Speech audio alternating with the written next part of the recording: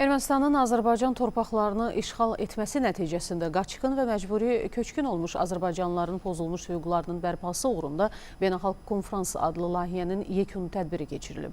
Beynəlxalq Konfrans Danimarkanın paytaxtı Kopenhagendə prezident yanında təşkilatlarına Dövlət Dəstək Şurasının maliyyə dəstəyi ilə Azərbaycan Yeni Nəsil Hüquqşünaslar Assosiasiyası İctimai Birliyi tərəfindən keçirilib. Ermənistan dünyada ən böyük insan hüquqları pozucusudur. Bütün dünya təcavüzkarı tanımalıdır. Azərbaycan Yeni Nəsil Hüquqşünaslar Assosiasiyası İctimai Birliyinin sədri Zaur Niftəliyev dedi ki, Danimarkada keçirilən konfrans da bu məqsədlə keçirilib. Layihə bu ölkədə bir neçə görüşlər və beynəlxalq konfranslar şəklində reallaşıb. Azərbaycan 90-cı illərin əvvəllərindəki kimi zəif dövlət deyil və torpaqlarını işğaldan azad etməyə tam qadirdir. Layihənin rəhbəri İctimai Birliyin sədr müavini Ayaz Məmmədov dedi ki, beynəlxalq konfransda Ermənistanın işğalçılıq siyasəti barədə geniş məlumat verilib.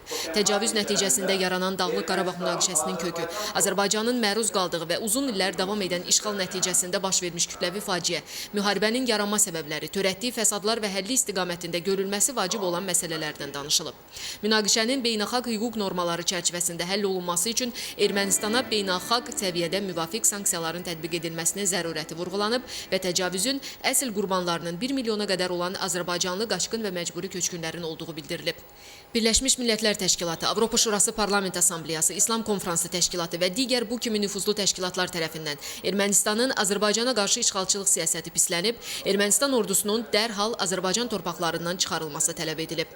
Bütün tələbləri qulaqardına vuran Ermənistana beynəlxalq təzyiqlər göstərilməsinin vacibliyi vurğulanıb. Birliyin baş katibi Ramin Nurəliyev bildirdi ki, layihə çərçivəsində kitabça, broşur, buklet, informativ plakat və banner hazırlanıb və konfransda təqdim olunub. Bundan başqa layihə barədə Danimarka mediasında məqalələr dərc olunub.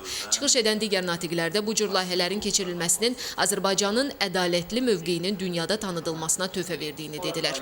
Sonda Azərbaycan Yeni Nəsil Hüquqşünaslar Assosiasiyası İctimai Birliyi tərəfindən ənənəvi olaraq hər il təşkil olunan yay təcrübə proqramının 4-cüsündə iştirak edənlərə sertifikatlar təqdim olundu.